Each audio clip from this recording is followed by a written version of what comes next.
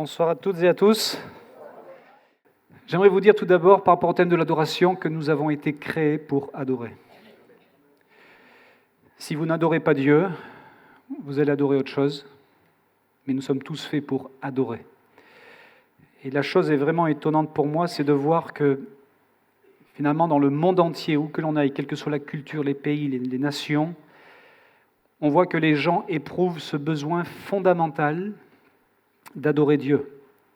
Certes, de manière différente, ce n'est pas toujours la bonne façon d'adorer Dieu, mais il y a quand même ce désir, il y a même dans différents systèmes de croyances, parfois très différents, mais il y a cette aspiration au fond du cœur de l'homme d'adorer quelque chose de plus grand, quelque chose qui nous dépasse, quelque chose qui nous transcende, d'adorer Dieu. Et que nous voulions ou que nous ne le voulions pas, nous avons été créés avec un esprit qui est en nous, ce n'est pas l'esprit de Dieu, c'est notre esprit à nous, et qui est rattaché fondamentalement, il y a ce lien, il y a cette filialité entre le Père qui nous a créés, et nous sommes, nous, des êtres créés par Dieu, et notre esprit ressent le contact d'être avec ce monde spirituel. Alors deux choses l'une, soit nous l'orientons bien, et nous suivons le chemin, et nous allons au Père, et les gens ignorants, ou qui ne savent pas, ou parfois ne veulent pas, vont orienter leur esprit dans d'autres domaines, sciences occultes, spiritisme, les démons, etc. Mais ce n'est pas notre cas. Nous avons été sauvés, rachetés, et notre désir, c'est donc de non pas adorer n'importe quoi, n'importe qui, mais d'adorer notre Créateur. Et je le disais à l'instant, nous avons tous, au fond de nous-mêmes, ce désir de connaître Dieu. Vous savez, dans le monde, il y a 600 millions de bouddhistes dans le monde qui adorent Dieu à leur manière. Il y a 800 millions d'hindous qui adorent Dieu, leur Dieu avec un X, à leur façon aussi. 1,4 milliard de musulmans dans le monde qui adorent la divinité de Allah. Allah n'est que le mot de Dieu en arabe. D'ailleurs, de toute façon, si vous parlez en arabe, quand vous allez parler de Dieu, même du Père, vous allez dire Allah, Allah. Allah n'est pas le Dieu des musulmans. Allah, c'est juste la traduction du mot Dieu en arabe. 15 millions de juifs, 2,2 milliards de chrétiens qui sont au moins d'accord pour dire qu'ils croient en Jésus en tant que fils de Dieu. Et juste pour information, il faut savoir que l'Église est la plus grande organisation au monde. Je dis bien 2,2 milliards de personnes. Bon, après, il y a des déviances, il y a des erreurs doctrinales, mais qui sont au moins d'accord sur une chose, que Jésus est le Fils de Dieu. 2,2 milliards. L'Église est la plus grande organisation sur Terre, même avant la Chine, même avant l'Inde, et peut-être même les deux ensemble réunis, l'Église est encore plus importante que cela. Et il faut donc voir que finalement, on se rend compte que les personnes qui se disent athées, vous savez ce que ce sont les personnes qui se proclament comme étant athées, c'est quoi un athée ? Un athée, c'est quelqu'un qui dit qu'il n'y a pas de Dieu. Si vous voulez reconnaître un athée, c'est une personne qui va lutter toute sa vie pour essayer de se convaincre qu'il n'y a pas de Dieu, que Dieu n'existe pas, qui est toujours en lutte avec lui-même pour se persuader que Dieu n'existe pas. Mais cette lutte intérieure est la preuve que Dieu existe parce qu'on ne lutte pas contre quelque chose qui n'existe pas, à moins d'être complètement fou. Donc la lutte des athées, leur lutte intérieure démontre que Dieu existe, et ça, même s'ils ne veulent pas l'avouer, c'est quand même la réalité. Mais tout ça, je vous ai montré des chiffres de religion dans le monde pour vous montrer que finalement, ceux qui prétendent ne pas croire et ne croire en rien, ils sont très peu finalement. C'est une minorité. On va tenter d'examiner ce soir le pourquoi nous voulons adorer. Et nous allons donc essayer de voir 3 ou 4 questions de base sur l'adoration, ce qu'elle apporte à notre vie, ce qu'elle apporte dans notre vie et le changement qu'elle apporte aussi dans notre vie. Tout d'abord, j'aimerais peut-être refaire ce que d'autres ont fait avant moi, mais je vais poser les fondements pour moi ce soir. Peut-être vous donner déjà une définition de l'adoration. Je ne sais pas si ça a été fait ou pas, mais de manière très simple, peut-être non théologique, mais vraiment très simple, très basique. Qu'est-ce que l'adoration ? L'adoration, c'est juste l'expression de notre amour et de notre gratitude envers Dieu. C'est l'expression de notre amour et de notre gratitude envers Dieu. Pour qui il est, l'adoration, c'est vraiment, nous l'adorons pour qui il est transcendant, il remplit tout, il est tout suffisant, créateur de toutes choses, le Père d'un être, d'un monde invisible, et le monde des anges, il est le créateur de toutes ces choses, et Tout est en lui, tout est pour lui, tout est en lui. Nous adorons Dieu pour qui il est. Et il nous dépasse largement. Et heureusement qu'il nous dépasse, parce que sinon il ne serait pas Dieu. Vous êtes d'accord? Ce serait une idole créée par la main des hommes. Il faut que Dieu nous dépasse, et il nous dépasse, et c'est pourquoi nous l'adorons. Nous ne comprenons pas tout de Dieu, et heureusement que nous ne comprenons pas tout, parce que si nous comprenions tout de Dieu, à ce moment-là, ce ne serait plus un Dieu qui serait au-dessus de nous, mais ce serait un Dieu à notre portée, à notre niveau, peut-être même un Dieu que nous aurions créé. Donc, fondamentalement, quand je parle de théologie, quand on parle, je ne sais pas, des sujets qui touchent Dieu comme la Trinité, quand on va parler de la nature de Jésus, la double nature de Jésus, parfaitement homme, parfaitement Dieu, ce sont des choses qui nous dépassent, Et je suis heureux que ça nous dépasse. Il faut que ces choses nous dépassent, sinon, je répète, Dieu ne serait pas Dieu, et il est impossible, avec un esprit rationnel et fini qui est le nôtre, d'aborder un être qui est infini. D'accord ? Donc ne soyez pas effrayés de ne pas tout comprendre. Au contraire, ça devrait nous réconforter, parce que le Dieu que nous adorons, c'est vraiment un Dieu qui n'est pas fait de la main des hommes. Donc, au lieu de nous attrister, ça devrait au contraire nous encourager à lui faire encore davantage confiance. L'adoration, donc, c'est notre expression, notre amour, notre gratitude pour qui il est, pour ce qu'il a fait et pour ce qu'il a dit qu'il va faire encore. Il y a encore des choses qu'il va faire. Il y a tout un pan de la théologie qui s'appelle l'eschatologie, sur les jours derniers, le paradis, la nouvelle création, le retour de Jésus, l'enlèvement de l'Église, les noces de l'agneau, les résurrections. Toutes ces choses sont encore devant nous. Et nous adorons Dieu pour toutes ces perspectives. La nouvelle Jérusalem, le ciel, la gloire qui est promise à ses enfants, l'héritage, toutes ces choses. Donc, nous adorons Dieu pour toutes ces choses. Donc, je récapitule, nous adorons Dieu pour qui il est plus grand que nous, incompréhensible. Dieu habite une lumière inaccessible, dit même l'apôtre Paul, donc il est par définition inaccessible. Alors, c'est lui qui s'est rendu accessible. Nous l'adorons pour ce qu'il a fait. Il a fait de grandes choses au travers de l'histoire, pour le peuple d'Israël, pour l'Église et pour nos vies. Et il fera encore de grandes choses aussi pour le peuple d'Israël, pour l'Église et pour nos vies aussi. C'est en préparation et c'est devant nous et nous adorons Dieu pour ça. Et chaque fois que nous exprimons Dieu sur ces choses, en fin de compte, nous adorons. Nous adorons. Beaucoup de gens pensent que l'adoration, c'est seulement la musique et les chants. Je me suis réjoui tout à l'heure avec le groupe de musiciens qui a joué, avec les chantres, et on ne dit pas les chantresses, je ne pense pas encore. Enfin, les chantres, et c'était beau. Mais l'adoration, ce n'est pas que la musique, d'accord ? La musique, c'est un outil pour l'adoration. Mais l'adoration, c'est certes la musique, mais c'est beaucoup plus que la musique encore. Dans Marc chapitre 12, nous avions le verset référent tout à l'heure, c'était un verset identique, mais c'est ce qui était affiché tout à l'heure. Jésus va nous donner le commandement le plus important de tous. Jésus va nous montrer le commandement le plus important de tous. Et ce commandement, c'est celui-ci, c'est dans Marc 12, 29 et 30, enfin dans la référence que j'ai, c'est « Tu aimeras le Seigneur ton Dieu », donc je te donne la référence, si vous pouvez l'afficher éventuellement, Marc 12, versets 29 et 30. « Tu aimeras le Seigneur ton Dieu de tout ton cœur, de toute ton âme, de toute ta pensée et de toute ta force. » Voilà comment Jésus nous demande d'adorer, d'aimer Dieu, de tout notre cœur, de toute notre âme, de toute notre pensée et de toute notre force. Jésus est en train de nous dire, de nous signifier qu'il faut adorer Dieu avec tout notre cœur, notre pensée, notre âme, c'est-à-dire que nous devons aimer Dieu avec nos émotions. Nous devons aimer Dieu physiquement. Il faut parfois transcender la fatigue physique pour pouvoir encore nous approcher de Dieu. Vous savez, le dimanche matin, quand il faut se lever pour aller au culte, vous êtes travaillé toute la semaine vous êtes levé tôt, et vous devez encore prendre la décision d'aller au culte, donc de vous relever tôt, de vous brosser les dents, de vous lever les cheveux, de vous habiller, de vous préparer, alors vous pourriez dormir dans votre lit. Bien, toutes ces choses qui sont dans la préparation pour venir au culte, j'ai envie de dire, font partie de l'adoration. Parce que nous adorons Dieu aussi physiquement. Il ne s'agit pas de gravir des montagnes pour aller chercher Dieu sur le piton des neiges, comme certains le font parfois le 15 août. Dieu n'est pas plus près au sommet qu'en bas. Par contre, des fois, il y a des fatigues que nous devons dépasser pour pouvoir adorer. Et on va parler ce soir de l'importance de l'adoration ensemble.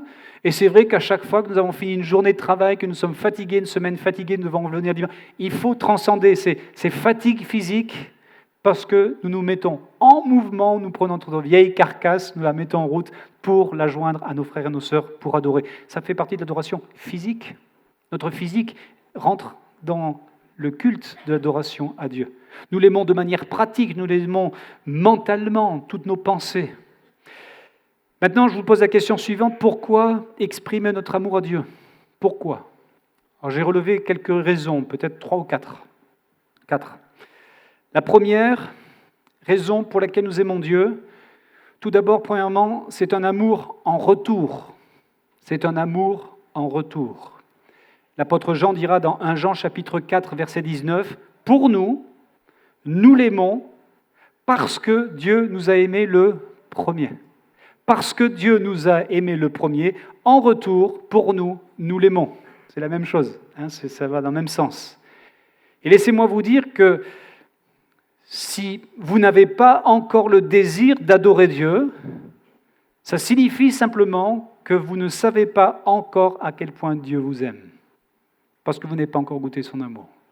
Si vous saviez combien Dieu vous aime, alors en retour, vous l'aimeriez.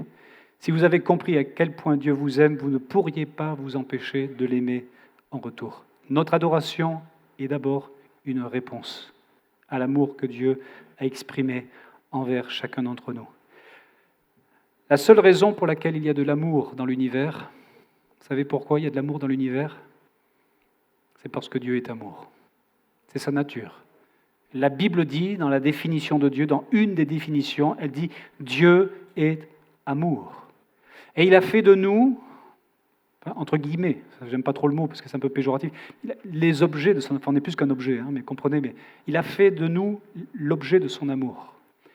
Même dans Éphésiens chapitre 1er, versets 4 et 5, il est dit « En lui », enfin il est parlé de Jésus, « nous avons été élus avant la fondation du monde pour que nous soyons saints et irrépréhensibles devant lui, nous ayant prédestinés dans son amour. » C'est-à-dire que quand Dieu avait encore devant lui la création du monde et de l'univers, qui avait Dieu lui-même, l'univers matériel n'était pas encore existant. Quand Dieu a fondé l'univers, dans sa prédestination, il nous avait déjà établis dans son amour.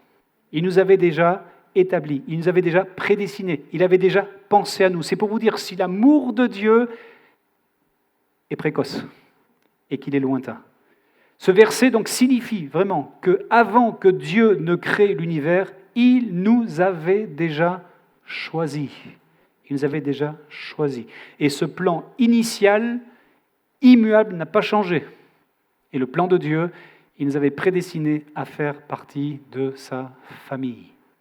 Dieu veut une grande famille et il veut nous amener à lui par Jésus-Christ. C'est le plus grand désir de Dieu. Voilà pourquoi nous l'aimons en retour, parce qu'il nous aime. Nous aimons Dieu aussi, secondement, non seulement un amour en retour, mais nous l'aimons parce que tout vient de lui. Tout vient de lui. Vous regardez autour de vous, la création, l'air que vous respirez, votre cœur qui bat dans votre poitrine, votre corps excessivement complexe, l'eau que vous buvez, la nourriture que vous mangez, pour laquelle vous rendez grâce, le soleil qui vous réchauffe, la lune, la nature, le soleil, les animaux, l'univers, toutes ces choses viennent de Dieu. Tout créé. Il est le créateur de toutes choses. Un jour, David a déclaré ceci, c'est dans 1 Chronique, chapitre 29, verset 14. On peut l'afficher aussi si vous le voulez. 1 Chronique 29, 14. David avait la projection de la construction du temple.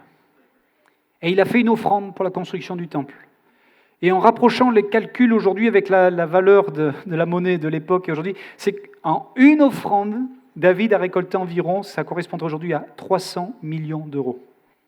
C'est peut-être la plus grande offrande qui n'a jamais été récoltée au monde dans l'histoire de l'humanité. 300 millions d'euros a été récolté parmi le peuple pour la construction du temple à Jérusalem. Mais voyez-vous, malgré cette somme phénoménale qu'il a pu récolter, David ne s'est pas trompé. Et il dira, n'est-ce pas, dans 1 Chronique 29, 14, que tout vient de toi. C'est un peu plus loin, enfin, ça n'a pas d'importance. Tout vient de toi, et nous recevons de ta main ce que nous t'offrons. C'est-à-dire qu'en fin de compte, David réalisait que cette grande richesse qu'il a pu récolter et qu'il a partagée, qu'il a donnée, il dira, mais Seigneur, tout provient de toi. Et tout ce que nous avons vient de lui. Tout ce que nous avons, tout ce que nous pouvons gagner, ne serait-ce que par la santé qu'il nous donne, de permettre de pouvoir aller au travail, de gagner quelques sous, de pouvoir les mettre de côté, de pouvoir nous vêtir, de pouvoir, pour ceux qui ont eu de la chance, peut-être acheter quelques bricoles, quelques babioles dans ce bas monde, je ne sais pas quoi, mais finalement, quand on regarde, tout vient de lui, tout vient de lui. Alors pourquoi adorons-nous ? Pourquoi exprimons-nous notre amour pour Dieu ? Eh bien, je l'ai dit, premièrement, nous l'aimons parce qu'il nous aime, donc c'est un amour en retour, une adoration en retour. Nous l'aimons de manière juste parce que tout ce que nous avons vient de lui, donc il est normal que nous lui retournons ce qu'il nous a donné. Troisièmement, c'est un fait important aussi, nous l'aimons parce que nous comprenons certains événements de la vie uniquement au travers de l'adoration. Ce n'est qu'au travers de l'adoration que certaines choses vont s'éclaircir dans notre cœur et dans notre vie. Chaque fois que nous nous concentrons sur Dieu, à chaque fois que nous venons dans sa présence, l'adoration élève notre perspective et élargit notre compréhension du monde qui nous entoure. Et tout d'un coup, dans l'adoration, souvent, il y a comme une sorte d'illumination, pardonnez-moi l'image, je ne suis pas un mystique, mais c'est quand même comme cela, comme une sorte d'illumination intérieure qui font que tout d'un coup, certaines choses que nous ne comprenons pas commencent à avoir du sens. Je ne sais pas si vous avez déjà vécu cette expérience d'aller dans la présence de Dieu, dans l'adoration, tout en étant peut-être totalement désespéré, par des problèmes, par des situations que vous vivez, quelque chose de très triste dans votre vie. Vous êtes dans l'adoration, vous êtes devant Dieu, mais vous êtes prêt à passer l'éponge, vous êtes prêt à tout abandonner. Et cependant, vous avez bien fait d'aller dans la présence de Dieu parce que, alors que vous étiez dans la présence de Dieu, que ce soit comme ce soir, pendant que le prédicateur prêche, que ce soit dans votre bureau, devant votre Bible ouverte, que ce soit par autre circonstance, mais tout d'un coup, alors que vous êtes en adoration devant Dieu, que vous tenez devant Dieu, tout d'un coup, c'est Eureka! Je comprends. Il y a comme une étincelle qui se fait et nous comprenons la situation. Pourquoi nous passons ? Pourquoi Dieu permet certaines choses ? Le psalmiste dira dans le psaume 73, versets 16 et 17, David dira « Quand j'ai réfléchi là-dessus pour m'éclairer, la difficulté fut grande à mes yeux. » David avait un problème, il y avait une incompréhension, quelque chose qui ne saisissait pas, notamment... Comment se fait-il que les injustes, les païens, les inconvertis qui vivent n'importe comment prospèrent à tous égards et lui qui cherchait à purifier son cœur tous les jours était frappé, il était dans l'épreuve, il était dans les difficultés. Il ne comprenait pas, c'était une grande difficulté pour David. Il dira, j'ai réfléchi là-dessus pour m'éclairer, la difficulté fut grande à mes yeux. Lui, c'était ça. Pour nous, ça peut être autre chose. Une difficulté que nous ne parvenons pas à comprendre. Et il dira... La difficulté fut grande à mes yeux, jusqu'à ce que j'eusse pénétré dans les sanctuaires de Dieu. C'est-à-dire que tant qu'il n'est pas venu devant Dieu, tant qu'il n'est pas venu dans la présence de Dieu, ce problème l'obnubilait, il n'avait aucune solution, la difficulté fut grande à ses yeux. C'est lui qui le dit. Mais David dira, j'ai essayé de comprendre tous les problèmes qui étaient dans ma vie. C'était trop difficile pour moi. Je ne parvenais pas à voir le bout. Mais je suis allé dans le temple de Dieu, je suis rentré dans les sanctuaires de Dieu, je suis rentré dans la présence de Dieu. Et alors dira-t-il, j'ai compris ce qui se passait tout d'un coup. Parce qu'au travers de l'adoration, nous obtenons, vous savez, ce qu'on appelle ce petit mot, vous comprenez, ce petit mot magique, il n'y a pas de magie, hein. Mais vous savez, ce petit mot dont notre foi a besoin pour s'appuyer, pour pouvoir franchir une étape de plus. Vous savez, ce petit mot, ce petit verset, ce petit bout de phrase, cette petite parole de Jésus, parfois qui est très brève. Vous savez, Jésus n'est pas avare de paroles, si plutôt avare de paroles. Jésus parle peu.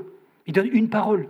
Va, ta foi t'a sauvé. Crois seulement, ne crains point. Mais cette petite parole que nous recevons dans l'adoration, alors que nous adorons Dieu, il nous communique cette petite parole, l'explication dont nous avons besoin en sa présence pour pouvoir continuer d'avancer.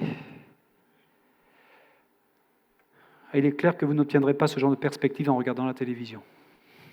Donc, j'ai rien contre la télévision, c'est un bon moyen de s'informer parfois, mais ce n'est pas non plus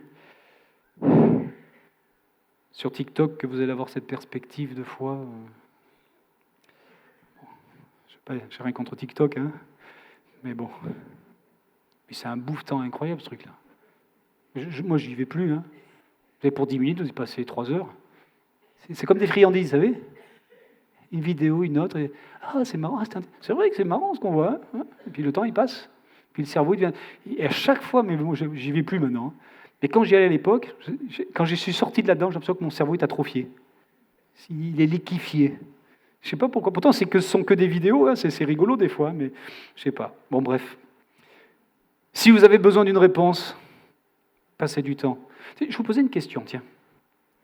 Je vais essayer de remémorer ce que j'ai posé cette question au Liban la dernière fois. Est-ce que vous croyez que tout ce que les médias disent est vrai? Non. Est-ce que vous croyez que toutes les infos que vous avez sur les réseaux sociaux est vraies? Est-ce que vous croyez que toutes les informations que vous trouvez sur TikTok sont vraies? Non. Ok. Est-ce que vous croyez que toutes les infos sur Facebook sont vraies? Non. Est-ce que vous croyez que ce que la Bible dit est vrai? Expliquez-moi pourquoi vous passez 3 fois plus de temps sur les réseaux sociaux que dans la Bible.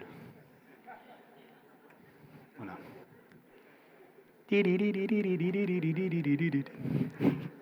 Maintenant, quand j'arrive à l'église au Liban, j'ai juste à leur faire ça. Ils me comprennent maintenant. Je pose souvent la question. Je les regarde, ils comprennent tout de suite de quoi je veux parler.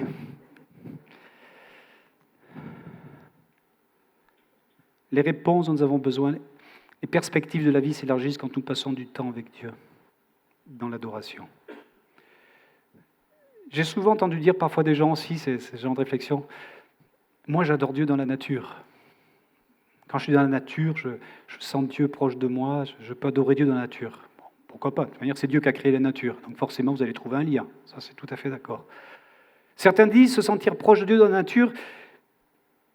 Bon, c'est vrai que quand Dieu a créé l'homme, il l'a mis dans un jardin. Il ne l'a pas mis dans un gratte-ciel. C'est vrai aussi. Mais le problème, c'est que d'adorer Dieu dans la nature, quand vous le faites, vous êtes tout seul. Et c'est là maintenant que je vais élargir un peu le propos.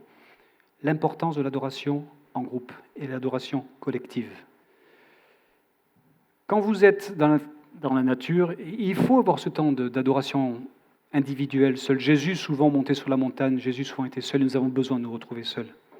Mais il y a un moment où nous devons passer le cap et nous avons besoin de l'adoration en groupe et en communauté. Nous avons besoin, comme nous le faisons ce soir, de l'adoration collective. Nous avons besoin de nous retrouver ensemble. Si vous n'avez qu'une adoration personnelle, si vous n'avez pas d'adoration avec un groupe qui s'appelle Église locale, vous allez manquer une perspective plus large qui ne peut venir que lorsque vous vous trouvez là, dans la maison de Dieu, où les autres sont rassemblés avec vous. David dira, c'est quand je suis allé dans le temple que j'ai eu réponse. C'est dans le temple, pas chez lui. Et c'est incroyable ce que Dieu peut nous parler lorsque nous sommes à l'église, lorsque le prédicateur prêche. Même parfois des prédicateurs qu'on estime parfois, on dira, c'est un débutant, c'est un stagiaire, etc. Je me rappelle une grand-mère une fois, elle dit, oui, dans notre église, on ne met que des stagiaires. Je ne viens plus à l'église parce que je n'ai plus rien à apprendre. Oh, malheur. On a toujours quelque chose. Pour le cœur attentif et ouvert, on a toujours quelque chose à recevoir. Toujours quelque chose à recevoir. Et souvent des réponses que Dieu ne nous accordera que dans l'Église. Parce que Dieu veut que nous soyons dans l'Église. J'y reviendrai dans quelques instants. 4e raison pour laquelle nous adorons ensemble, c'est que Dieu nous fortifie au travers de l'adoration. Ça rejoint un peu le groupe précédent, mais quand même, je vais insister un peu plus.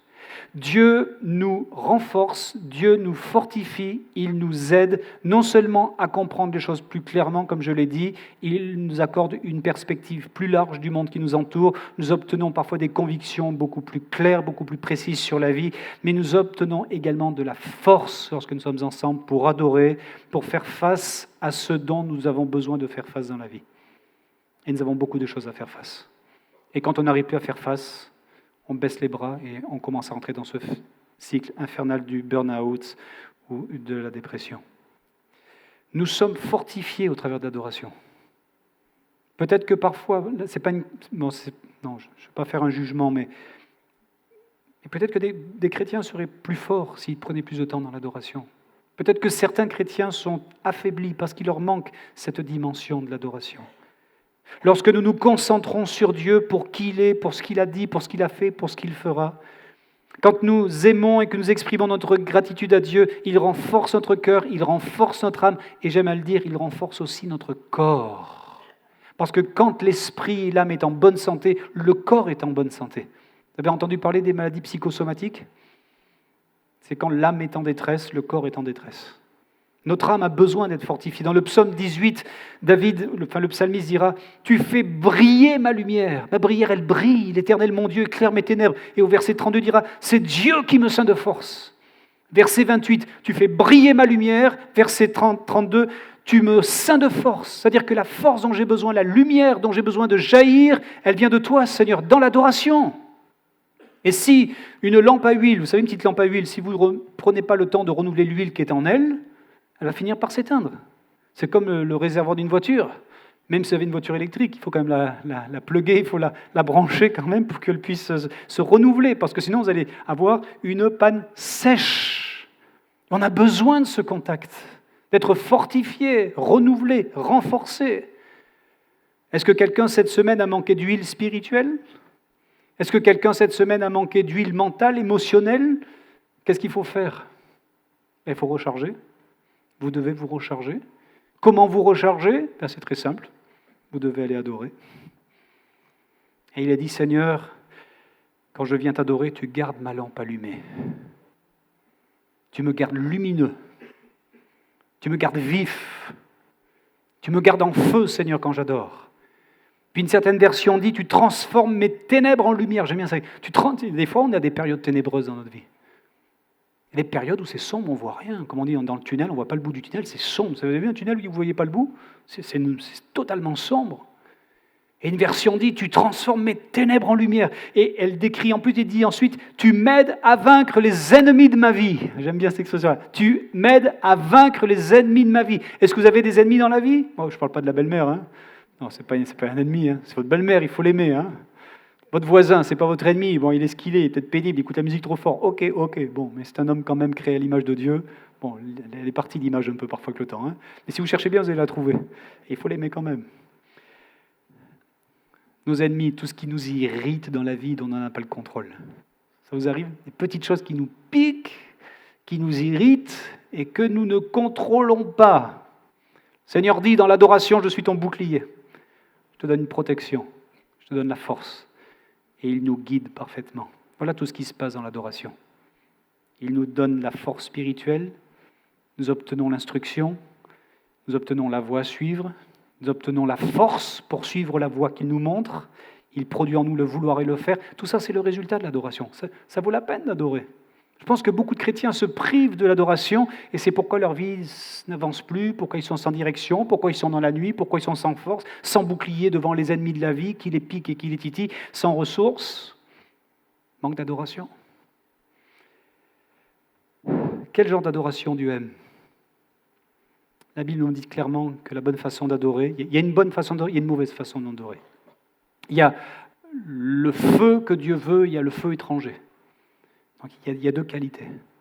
Et comme je sais que personne ne voudrait offrir un feu étranger à Dieu, que je sais que personne ne voudrait adorer Dieu d'une mauvaise manière, alors comment adorer de la bonne façon? Comment?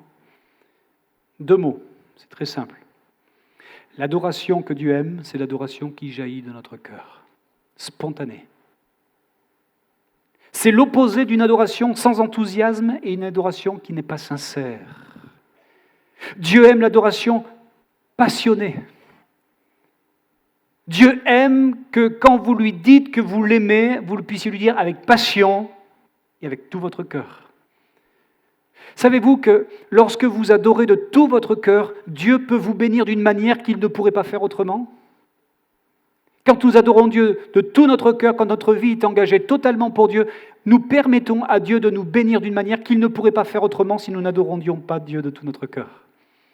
Dans 2 Chroniques, chapitre 31, verset 21, il est dit que le roi Ézéchias, dans tout Juda, fit ce qui est bien, il fit ce qui est droit, ce qui est vrai devant l'Éternel son Dieu. Il agit de tout son cœur, voyez-vous? La caractéristique d'Ézéchias, il faisait tout de tout son cœur, il réussit dans tout ce qu'il entreprit en cherchant son Dieu. Voilà le succès d'Ézéchias. Ézéchias a consacré sa vie à chercher Dieu, c'est ce que la Bible nous montre. C'est ce qu'il a fait pour le temple de Dieu. C'est ce qu'il a fait dans le temple de Dieu. Il a fait de tout son cœur en recherchant Dieu.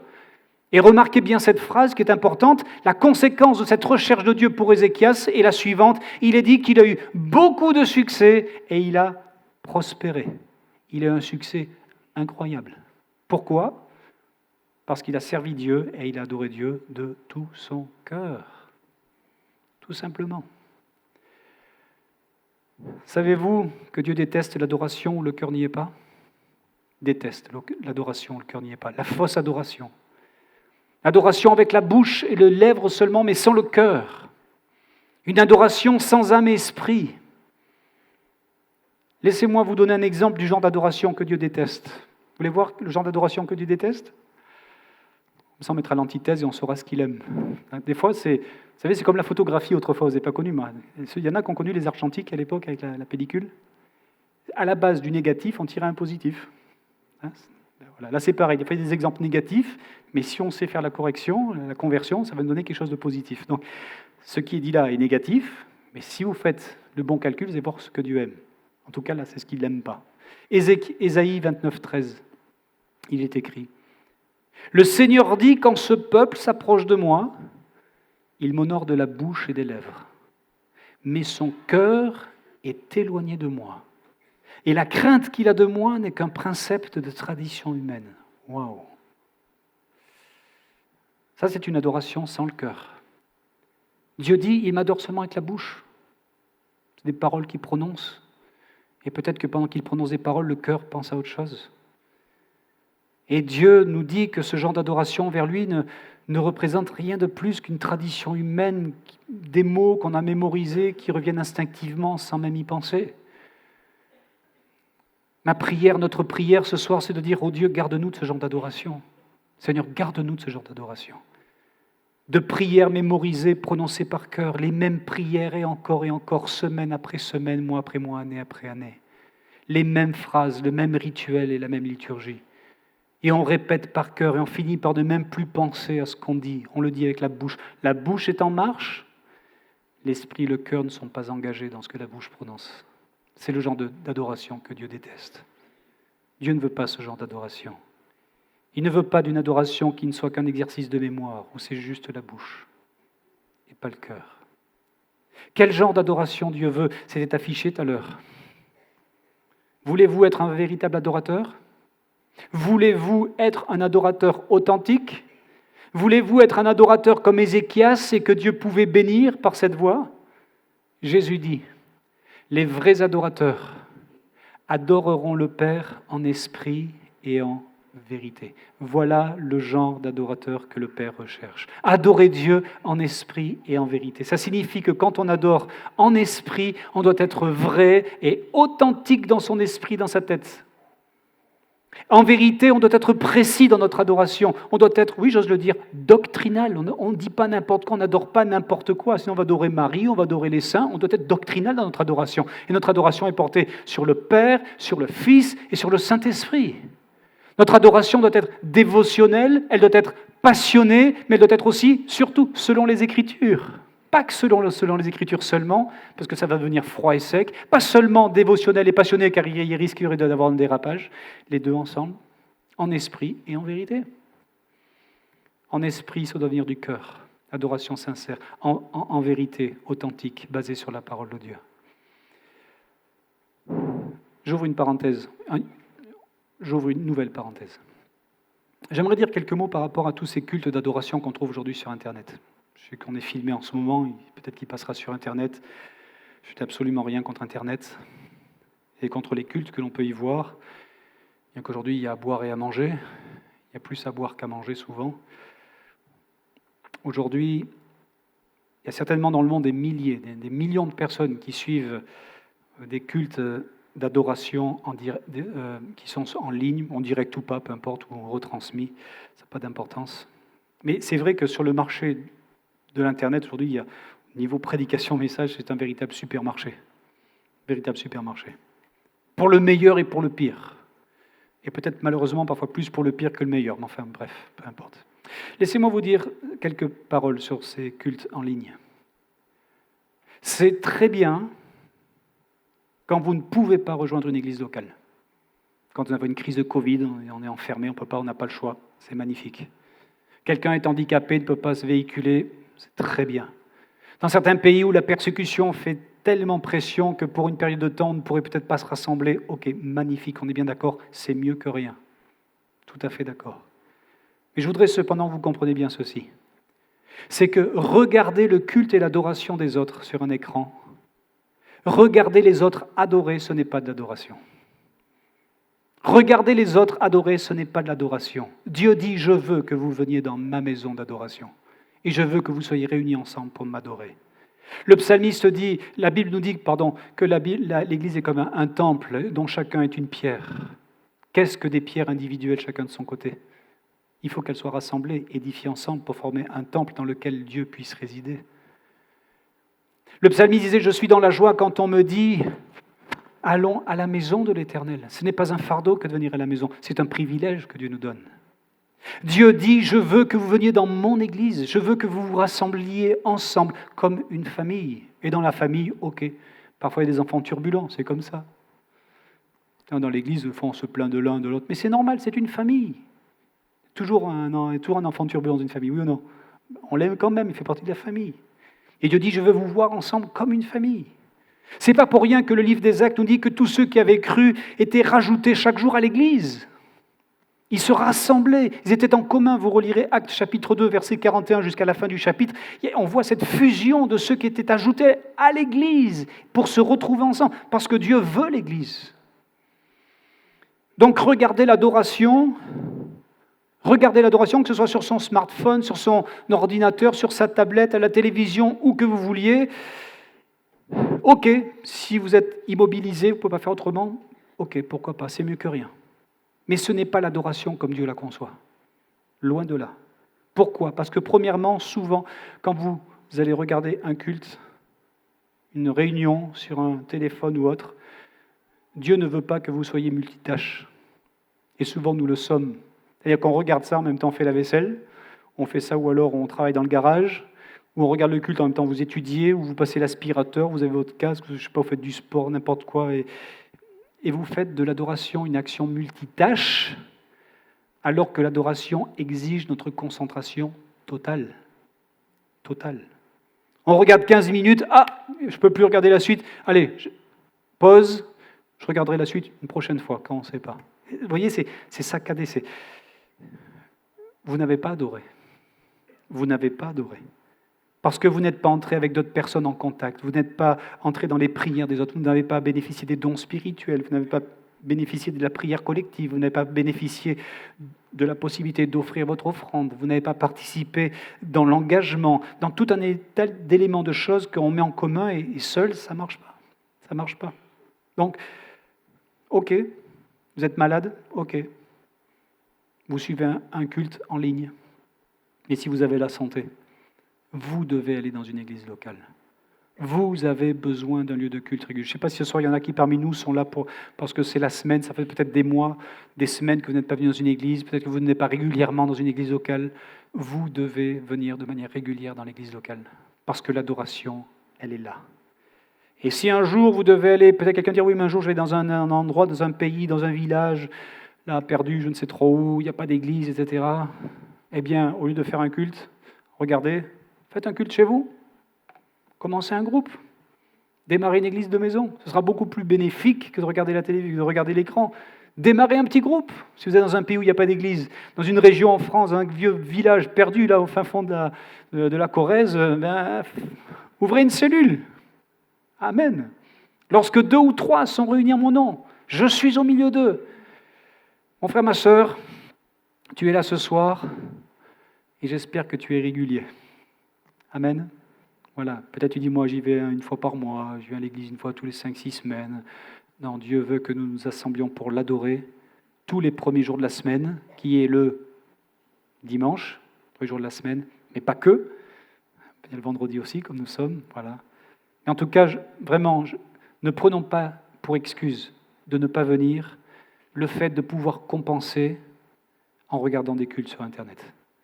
Je répète, regarder l'adoration des autres n'est pas de l'adoration. D'accord ? Laissez l'adoration sur Internet pour ceux qui ne peuvent pas être véhiculés. Je termine. Quelques conseils, je vais essayer d'être pas trop fatigué. Ça va ? Ça va ? Quelques conseils, je n'ose pas donner le nom, parce que sinon, si je vous dis le chiffre, Premier conseil. Pour adorer Dieu. Comment adorer Dieu ? Tout simplement, comme vous le faites en ce moment. Ce que l'on fait, c'est de l'adoration parce que nous sommes en respect devant la parole. En écoutant la parole de Dieu et en répondant à la parole de Dieu. En écoutant et en répondant de manière pratique à la parole de Dieu. Lorsque nous prêchons la parole de Dieu, lorsque nous enseignons, à condition que celui qui la prêche soit authentique et qu'il soit biblique, et si un jour un prédicateur n'est pas biblique, allez le trouver à la fin et dit « Frère, je ne suis pas d'accord avec toi pour telle et telle raison. Moi, si un jour vous n'êtes pas d'accord avec moi, venez me voir et je veux bien réviser ma théologie. » D'accord ? Mais tant que la personne est scripturaire, eh bien, ce qu'il partage fait partie de l'adoration. Il nous met au bénéfice de la parole de Dieu. Quand nous écoutons la parole, c'est un acte d'adoration. Dans Deutéronome, chapitre 31, verset 12, il est dit « Tu rassembleras le peuple, les hommes, les femmes, les enfants, et même l'étranger qui est à ta porte, afin qu'ils entendent et afin qu'ils apprennent à craindre l'Éternel votre Dieu, à observer, à mettre en pratique toutes les paroles de cette loi. » Voyez-vous déjà, à l'époque, du temps de Moïse, allez, rassemblez tout le peuple. C'était déjà dans la pensée de Dieu. Hommes, femmes, enfants, les immigrés vivant dans vos villes, afin que tout le monde puisse entendre et comprendre et à respecter la parole de Dieu et à obéir attentivement à tout ce qui est dit. Et là encore, vous remarquez que c'est ensemble. L'adoration ensemble. Nous adorons ensemble. Comment écouter ? Parce qu'il faut écouter. Il ne faut pas venir simplement et... Le psalmiste dit « J'écouterai ce que dit l'Éternel ». Psaume 85, verset 8. « J'écouterai ce que dit l'Éternel. J'écouterai ce que l'Éternel me dira. » Arriver avec cette disposition dans l'Église, « Seigneur, je veux écouter ce que tu vas me dire, me partager ce soir ou ce matin ou à autre moment. » Alors je me dis que, là je vais être très pratique. Je réfléchis, mais comment, Seigneur, faire pour pouvoir écouter et retenir ce qu'on écoute ? Parce qu'il y a une statistique qui me déprime, ça a été fait par l'US Air Force, vraiment authentiquement, c'était une étude qui a été faite. Les Américains, 95% de ce que nous entendons, sur 95% a été oublié au bout de 3 jours seulement. C'est-à-dire que tout ce que vous entendez ce soir, lundi, vous aurez retenu que 5%. Et souvent, ces 5%, c'est la petite anecdote, c'est le petit sourire, c'est la petite étincelle qu'on a mis. Tragique, c'est déprimant. Imaginez, ça fait 30 ans que vous êtes membre de cette église, au bout de 30 ans, vous avez retenu que 5% de tout ce qu'on vous a enseigné pendant 30 ans. Ça, c'est la pire statistique que les prédicateurs peuvent recevoir dans le monde. Ça nous déprime. On travaille des heures, et pour qu'il reste 5% dans le cœur de ceux qui entendent, au bout de 3 jours, simplement 5%. Alors, je pense que peut-être la meilleure façon pour bien étendre, pour bien écouter, peut-être de prendre des notes. Et je pense que de plus en plus, je réfléchis à me dire, il serait bien que les chrétiens aient ce réflexe de prendre des notes, soit dans votre portable, dans votre tablette, ou sur un papier, un crayon, comme vous voulez. Quelqu'un a dit, j'ai bien aimé cette expression, il dit que le plus petit des stylos a une plus grande mémoire que notre cerveau. Et c'est vrai. Et c'est vrai. Parce que 95% dans 3 jours, hop, disparu.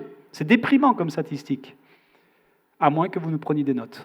Écrire, prendre des notes, synthétiser, augmente notre mémoire. C'est une étude précieuse.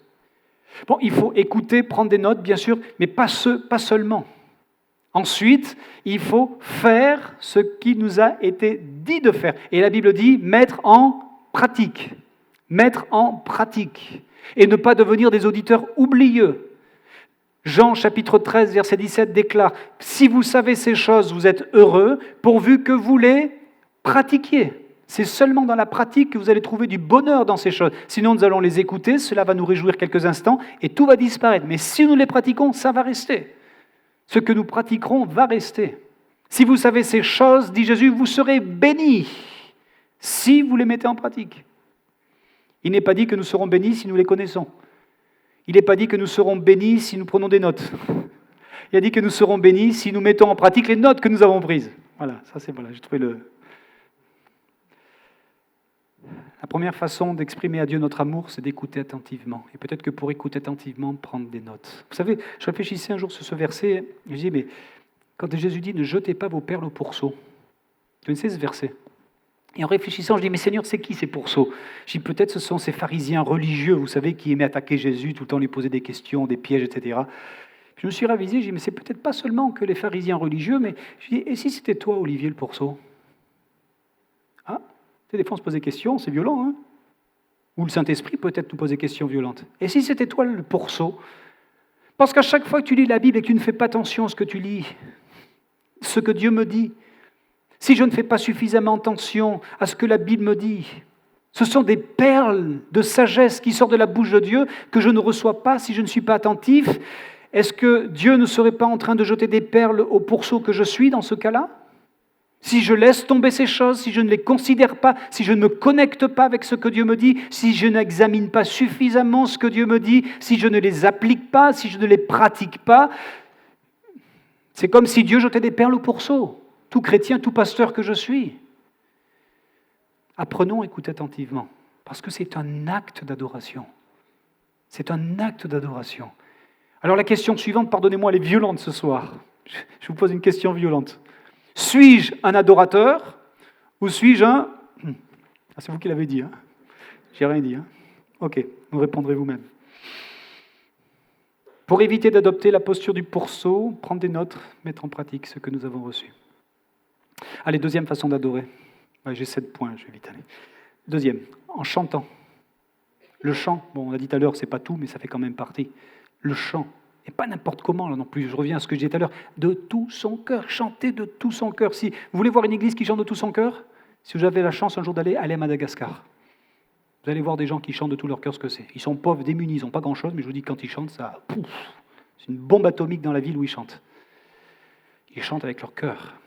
Dieu veut que nous chantions comme des malgaches. Quelqu'un disait au ciel, les louanges, ça va être les malgaches qui vont nous diriger. Vraiment, ils chantent, c'est vraiment magnifique. Et pas un cœur à moitié, chanter de tout son cœur. Rappelez-vous que Dieu dit, dans le psaume 32, verset 11, dit « Juste réjouissez-vous en l'Éternel et soyez dans l'allégresse. Poussez des cris de joie, vous tous qui êtes droits de cœur. » Vous êtes tous droits de cœur ce soir. Donc ça vous concerne. Amen. Poussez des cris de joie. Nos chants doivent être une célébration, un festival de joie. Et non pas un hymne, ni un service funéraire, frères et sœurs, mais une célébration de joie.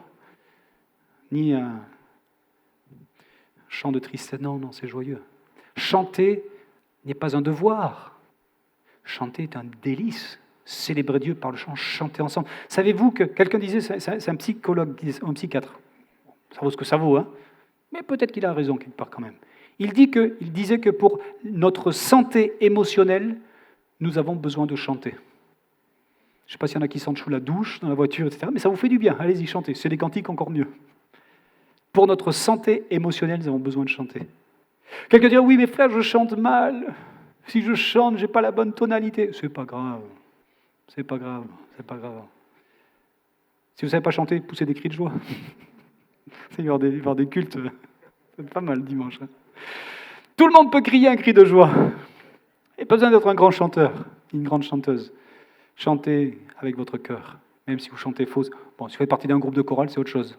On va écouter votre voix, ça c'est normal. Là, on est dans un autre registre. Hein. Mais dans les bancs, personne ne pourra rien vous dire. Si vous dérangez un peu, ils se mettront à côté un peu plus loin. Une personne, elle aura un trou vide, puis des gens tout... Vous savez que la musique est un don de Dieu? C'est un don de Dieu pour exprimer nos émotions. Toutes les émotions par lesquelles nous passons peuvent être exprimées par le chant et la musique. C'est extraordinaire la musique, c'est extraordinaire. Puis c'est puissant la musique. Quand on chante un cantique, c'est le moment où dans l'église on est tous à l'unisson. Je ne sais pas si vous réalisez. Moi, il y a des chants parfois qui sont... Ok, c'est des vieux chants, mais ils sont beaux. Alors nous croyons en Dieu le Père créé. Et on chante tout notre... Nous croyons Jésus, nous croyons Saint-Esprit, nous croyons... Et en fait, on confesse. C'est un chant de confession. On proclame devant les anges, devant les démons ce que nous croyons. Et l'Église entière, au même moment, prononce cette confession de foi. Mais un chant peut être puissant, frères et sœurs, extraordinaire. Parce que c'est le moment où l'Église, ensemble, proclame la même chose. Il y a des gens qui pensent, non, les chants, c'est pour les retardataires. C'est pour attendre les retardataires. D'autres pensent, il y en a qui disent parfois, moi je viens à l'église après les chants, je viens en retard parce que je viens juste pour le message. Mais vous vous trompez, vous faites une erreur énorme de penser que les chants c'est seulement un accessoire dans l'église. Non! Ce sera préjudiciable à votre vie spirituelle, à votre âme, à votre esprit, votre santé émotionnelle a besoin des chants. Si vous n'avez jamais chanté, essayez. Essayez simplement. Vous devez chanter ces chants. C'est le seul moment où l'église est à l'unisson. elle confesse, elle célèbre dans un instant formidable. On adore en écoutant et en mettant en pratique la parole de Dieu. 1. On adore en chantant les cantiques. 3. On adore dans la prière collective, forcément. Lorsqu'on parle ensemble. Vous savez que quand on prie ensemble, il y a une puissance supplémentaire que quand on prie tout seul. C'est pourquoi la Bible dit que si vous accordez à 2 ou 3 ou plus, eh bien, ce que vous demanderez, Dieu vous l'accordera. Il y a une puissance.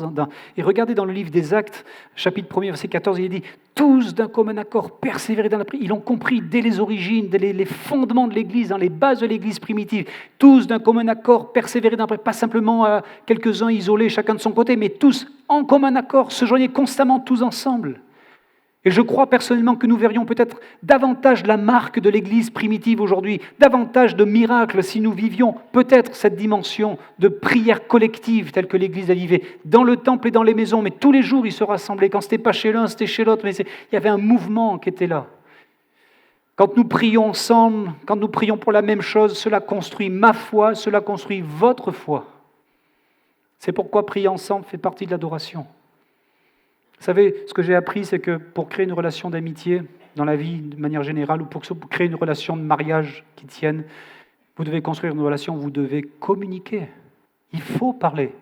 La prière, c'est une expression, nous parlons à Dieu. Les jours où Peggy et moi, nous pouvons communiquer l'un avec l'autre, tout au long de la journée, notre relation grandit. Et les jours où nous ne pouvons pas communiquer, eh bien notre relation piétine.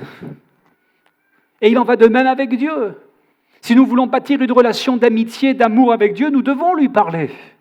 Et lui aussi va nous parler. Si vous ne parlez jamais à votre conjoint ou qu'il ne vous parle jamais, au bout d'un moment, vous dites, mais il m'aime encore ou pas ? Oui, il vous aime. Il y a des gens qui ne parlent pas beaucoup. Il vous aime quand même. Mais bon, vous comprenez ce que je veux dire. Parce que sinon, si je dis ça, il y en a qui... Non, mais je dis ça parce que j'en connais des fois. Matin au soir, bon, ils s'aiment quand même. Enfin, j'espère. La communication, c'est pas mal quand même. Faites des progrès aussi dans ce domaine. Non, je dis ça, mais un membre de ma famille, je ne vais pas dire qui, mais punaise, c'est une top. Matin au soir, toute la semaine. Bon, ok. Bref, c'est bien de parler un peu quand même. Vous allez dire, mais parlez de quoi, Dieu ? Parlez de tout ce qui vous intéresse. Dites-le à Dieu. Vos espoirs, vos rêves, vos peurs, vos blessures, vos craintes, vos doutes, vos conflits, vos tentations, comment vous vous sentez actuellement, partagez-le à Dieu. Dites-lui à Dieu. Il n'y a rien d'interdit que vous ne puissiez partager avec Dieu. Il veut entendre tout de vous, tout ce qui vous concerne, tout. La prière n'est pas un devoir. On dit souvent aux chrétiens, il faut prier. Ce n'est pas un devoir, c'est un privilège. C'est une chance. Et si vous ne vous sentez pas proche de Dieu, priez jusqu'à ce que vous vous sentiez proche de lui. Une bonne astuce, hein ? Parlez-lui. Parlez-lui de plus souvent. La prière est un acte d'adoration. 4e, en écoutant la parole et en la mettant en pratique. 2e, en chantant les cantiques. 3e, dans la prière collective. 4e, au travers de la Sainte Seine. C'est important, la Sainte Seine. En partageant le repas du Seigneur, ce qu'on appelle la communion, Jésus a donné deux symboles de sa mort, de son ensevelissement, de sa résurrection. Et la coupe que nous prenons, dira Jésus, c'est la coupe en la nouvelle alliance qui a été scellée par l'effusion de son sang, dira Jésus. Faites ceci en mémoire de moi. La Sainte Seine est un acte d'adoration. Faisons ceci en mémoire de lui. Jésus dit, je veux que vous preniez le pain, je veux que vous preniez le vin, ensemble, car ça symbolise ma mort, ça symbolise ma résurrection, et ça symbolise aussi surtout le salut que j'ai opéré et pour lequel j'ai payé le prix pour vous.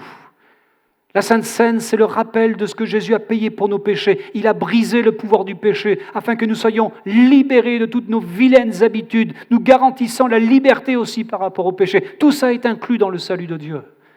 Laissez-moi vous rappeler que le sacrifice de Jésus a une dimension extraordinaire. Il a été fait pour vous pardonner totalement. Totalement vous pardonner. Vous voulez savoir quelle est la grandeur du pardon de Dieu ce soir ? Vous voulez repenser ? Du fois, on l'oublie parfois.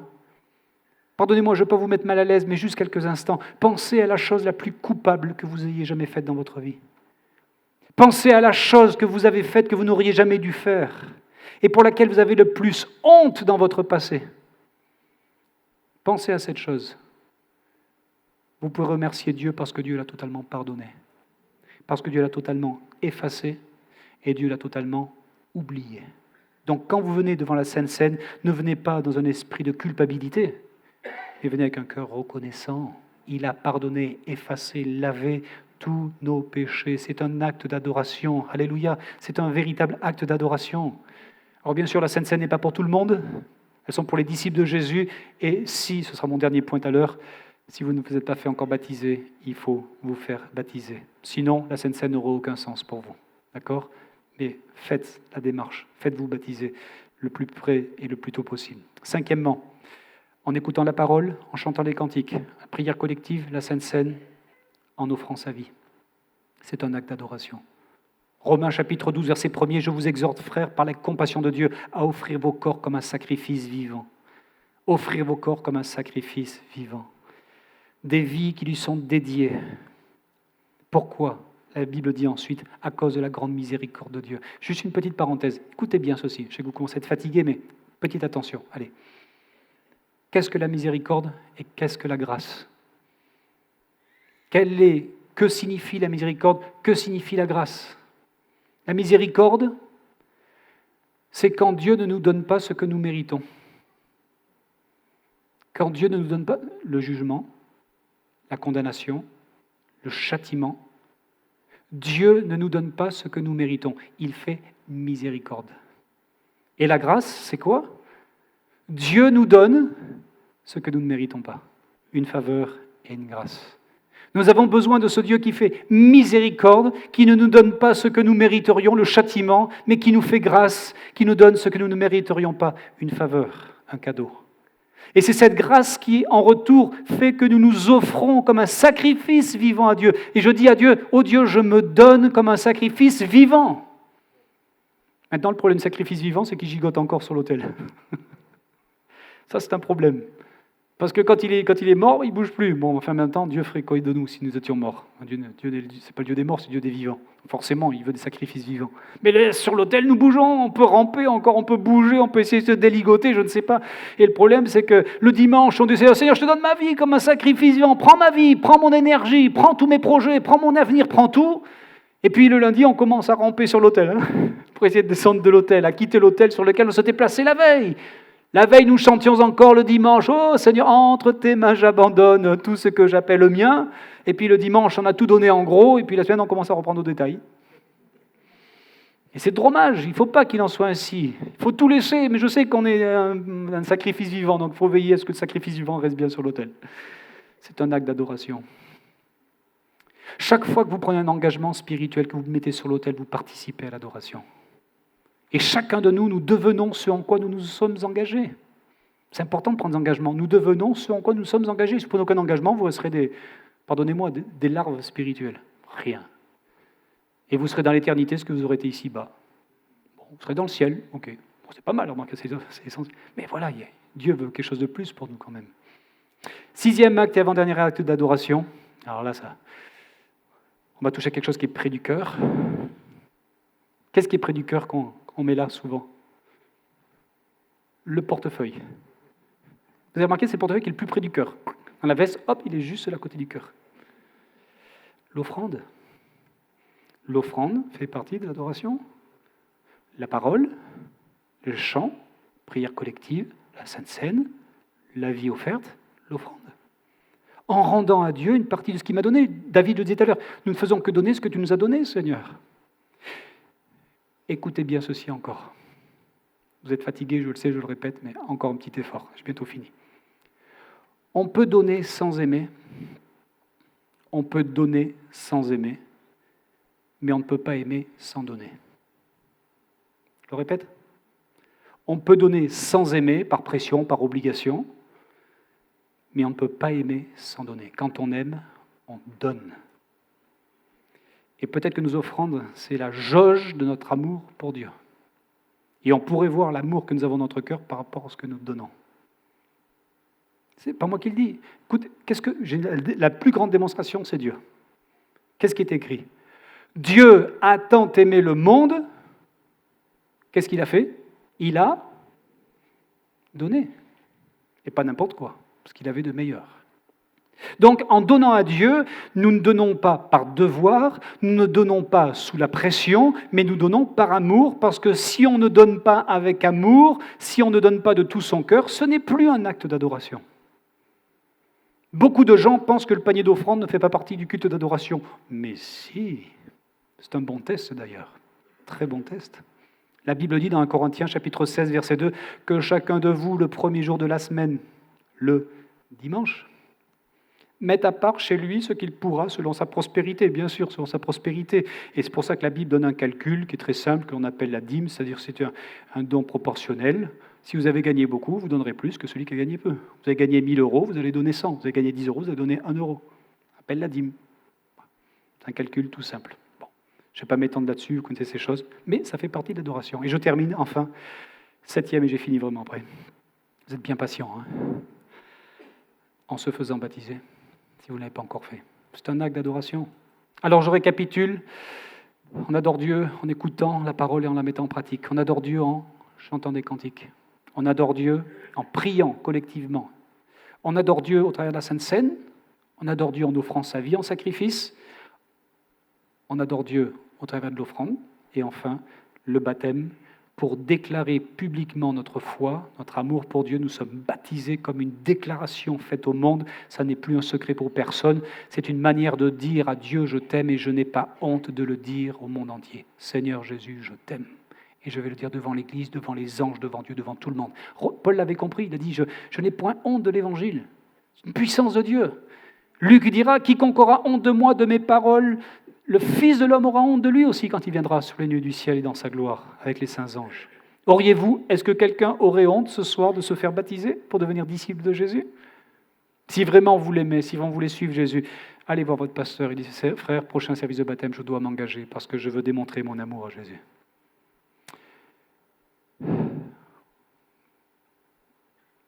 Que Dieu nous aide. J'aurai des choses à dire, mais simplement. La Bible dit qu'en lui, nous nous sommes édifiés pour une habitation de Dieu en esprit. Et Dieu veut demeurer au milieu de cette habitation. Et parmi les œuvres de l'Église, je ne sais pas, rappelle-moi, il parlait des 3 actions de l'Église. C'est quoi? C'est évangélisation, adoration, édification. C'est bien ça? Ma mémoire est bonne. Je n'ai pas tout perdu encore. Voilà, l'adoration fait partie de cette maison. Et nous nous édifions ensemble dans l'adoration. Et quand nous serons forts, on partira encore plus fort pour l'évangélisation. Et le cercle sera bouclé. Et la boucle sera fermée. Frères et sœurs, que Dieu nous aide, que Dieu nous bénisse. Dieu n'a que faire de bâtiments. Il n'habite pas dans des bâtiments, il habite dans le cœur des hommes. Il habite quand nous sommes rassemblés en son nom. Et il est là pour que nous devenions un lieu d'adoration collective. Amen.